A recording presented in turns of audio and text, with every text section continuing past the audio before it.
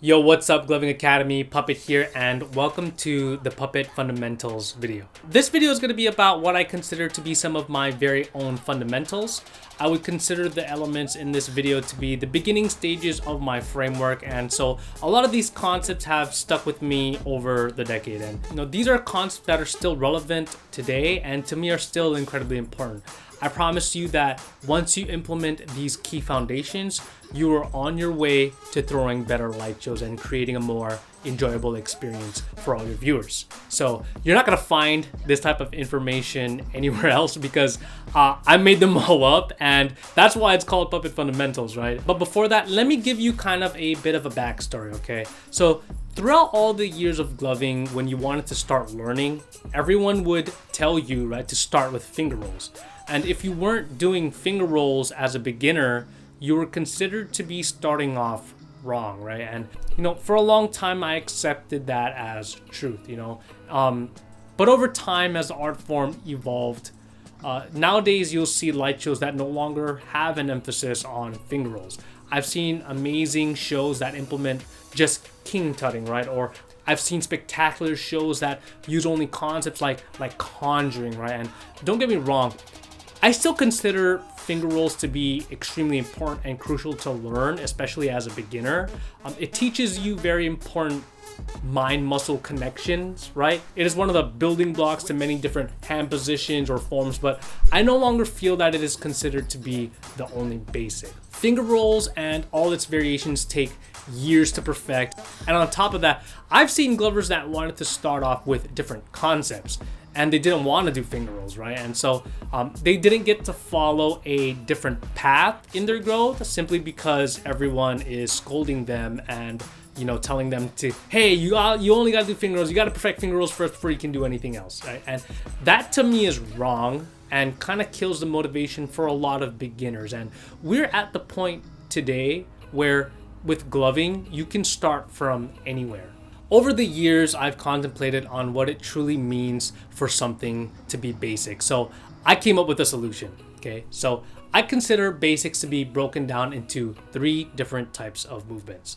And these type of movements are in literally all concepts, okay? And I'll be using this terminology frequently for all future videos of mine. So it's important to establish the language so we know exactly what we're talking about, okay? So the first type of movement, it's called primary movement. Primary movement is moving just individual parts of your hands and at the joints. Things like digits, things like dials, right? So like finger splits or finger isolations, or even isolating your king tuts like this are all considered to be primary movement, okay? Now, the second type of movement is called secondary movement, and that is simply just moving the form in space, right? You can go left, right, up, down, in, out, without bending any of your arms or fingers. You're simply just moving it around, okay? And the third type of movement is what I like to call tertiary movement, which is just a fancy word for third movement, okay? And what that is you're combining both primary and secondary, right, movements together, right? And the reason why this type of movement deserves its own name is because there are specific illusions that exist within tertiary movements that you can't get with just primary or secondary movement, okay? So for example, transitions, right, is a perfect example of tertiary movement, right? Or things like the coming of a move, right? The transitional point between point A and point B, or moving into other parts of the grid is tertiary movement. For example, right, doing that movement, or like moving this whole movement, or transforming that angle to this angle down here is tertiary movement. Now note, I really want you to pay attention. There are a lot of beginners as well as seasoned glovers who haven't made this type of distinction in their movements yet. And what you'll find a lot of the time is that typically glovers are doing tertiary movements all the time. And this isn't good because they aren't isolating their movements with intent, right? And when they aren't isolating the movements properly, they may be doing all their moves as one piece. Therefore, there may be a lack of directness or completeness in their shows. Now, let me show you what utilizing these type of movements actually look like, okay? So we're gonna do primary, secondary, primary, secondary, primary, primary, primary, tertiary, right? So you could do things like secondary, secondary, tertiary, tertiary, right? Primary, primary, tertiary, tertiary, right? That's what it looks like broken down, right? Because could you imagine comparing this to if you were to like be doing tertiary movement all the time with no separation at all, right? You can kind of see how there may be no completeness in the moves. There may be a lack in control or quality of the form when there's no separation in the primaries or secondaries or tertiaries, right? Now, don't get me wrong. There's always a time and place to be doing tertiary movements all the time. For example, like things like flow, right? Like you want to be constantly moving, and you know, if you want to be constantly moving, by all means, it is flow art, right? We love trails, right?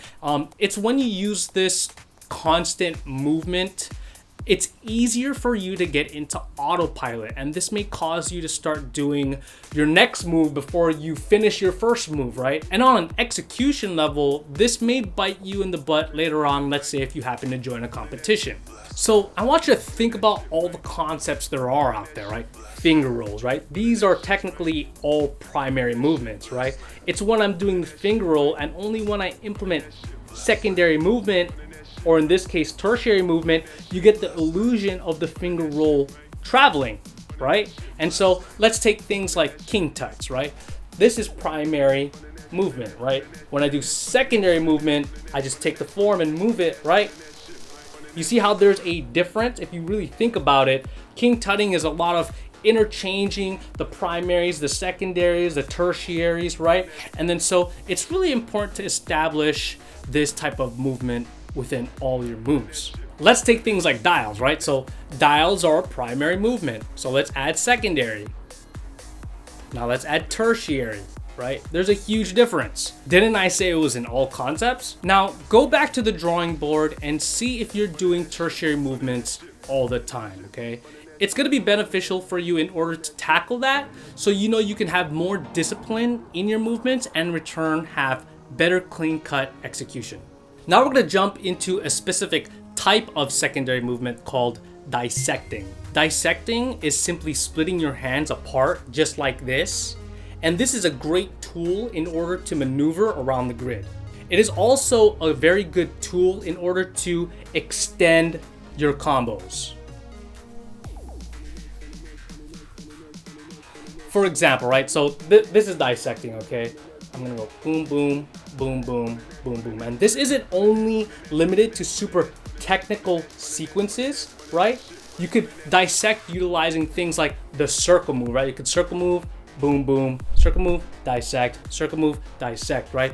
You could also dissect king tuts if you wanted. Like you could do a king tut just like this, boom, boom, dissect that, right? Boom, boom, dissect down, dissect in, dissect front, right? And so what I like to imagine is this invisible cube in front of me. And so let's practice dissecting in this cube-like fashion, right? What we're gonna do is go right, right, back, back, down, down, left, left, forward, forward, right? So it's not like I'm perfectly outlining this cube all the time. I'm simply just utilizing the cube shape as a reference, right? While choosing whichever side I feel like going to. And dissecting is amazing if you so happen to get things like Glover's block, right? You could simply be in your connection, stop, then dissect, right?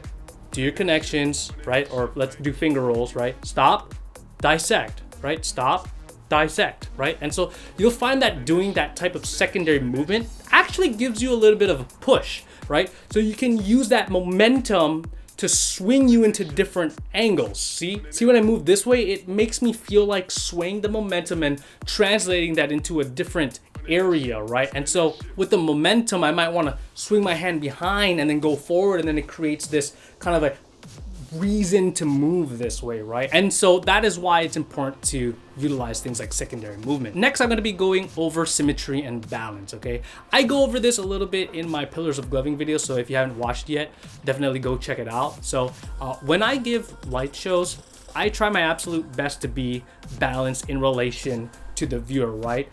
If I'm gonna be doing a move on the left side, I'm gonna be balancing that out by doing a move on the right side. You don't wanna be too left side heavy or right side heavy for too long. Having balance creates fullness in your show while maintaining good use of space. And one thing that works hand in hand with this is a thing that I call conditioning, okay? And what conditioning is, it's repeating your movements so then that your audience is accustomed to the movements or patterns that you're doing. So once after you condition them, right, you change up the movement or the pattern, and this causes the element of surprise. And so this is a concept that you'll see a lot of older heads doing, right?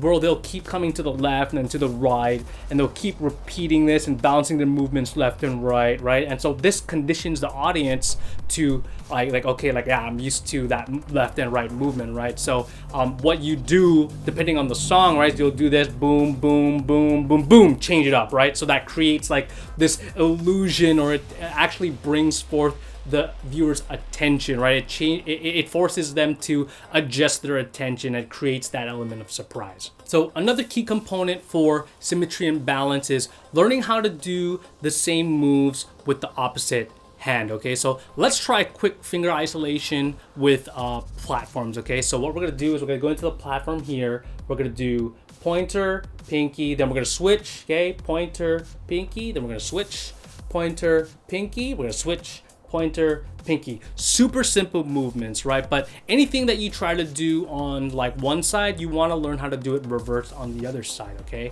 I wish I had created a regimen for myself like this in the past, because over the years, I've been so used to just leading with my right hand, right? So like whenever I would try to do it with my left hand, it just wouldn't work out. And it took me like a lot of months getting used to leading with my left hand. And even till this day, I'm still getting more accustomed to it, right? So learning how to lead with both hands is gonna give your show a more balanced feel to it. For our next fundamental, I'm gonna be talking about this thing called floating. And what floating is something that you don't want to do, okay? So I want you to pay attention to when I'm doing my connections, okay? Sometimes you'll see glovers have a little bit of a micro jitter like that. Like they'll be leading and there'll be like a little bit of micro jitter as they're doing their connection. So those micro jitters are what I like to call floating, because your hands are kind of floating out of space, right? So floating actually takes you out of the illusion of the grid. So when you do your connections, you should strive to keep your non-leading hand as still as possible. So it should be stuck here in this space, okay? Like stuck right here, okay?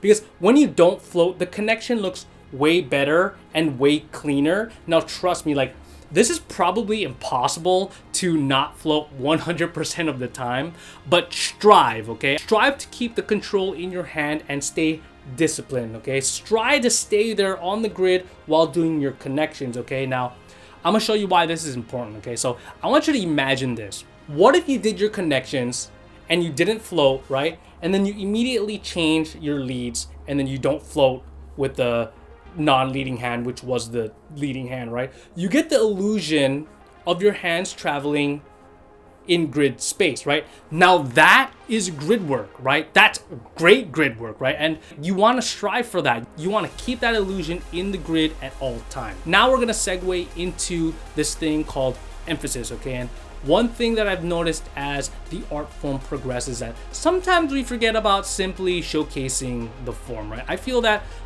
today we're so hyper focused on doing all the connections, right? Doing all the crazy connections, and that we forget sometimes that it's okay to just stop, present the form. So we're just utilizing secondary movement, right? And we're moving just slowly. It's sometimes okay to just stop and take a break and do less, because sometimes less is more, okay? This creates different breaths in your shows. This creates different timing mechanisms. And if properly used, you can do this with good musicality, and it creates like this sense of awe, right? Like you're doing all your connections and then you just stop and you come close like that, especially during moments where it's like, okay, when the song slows down, that's like the perfect thing to do, right? So now what I'm gonna share with you all is this thing that I call the orbit grid, okay? It's technically a U grid, but you can also go around like the viewer's head and then it'd be kind of like an orbit around them. So I've been using this type of grid and rule set for as long as I could remember, and who knows, you might actually be utilizing this already. You might already be naturally doing it. What I like to do is to assign specific speeds to different parts of the grid, okay, like the U shape. So typically when I'm closer to the audience, I'll go super slow, right? But then when I get farther, it gets faster, right? And then I'll go slower just like this, and I'll like rotate it back and it gets slower just like this. It works really well with just presenting the form. You can always play around with the concept as well. Like, it doesn't need to be this U shape. It could be a triangle if you really wanted, where it's like the bottom sides are slow and then the top gets faster. Right? You could be like, okay, slow, fast, right? So be creative in the lines or the different grids that you follow while utilizing secondary movement. And there you have it, guys. These have been the mindsets and rules that I've been doing from the very beginning, and I hope they serve you well. For those of you who need gloving batteries, white skins, or any gloving accessories, go check out glow-leds.com, and don't forget to use code ALOHANATION for 10% off. Thank you guys so much for watching. Keep grinding and keep on improving. Stick around for more Gloving Academy content.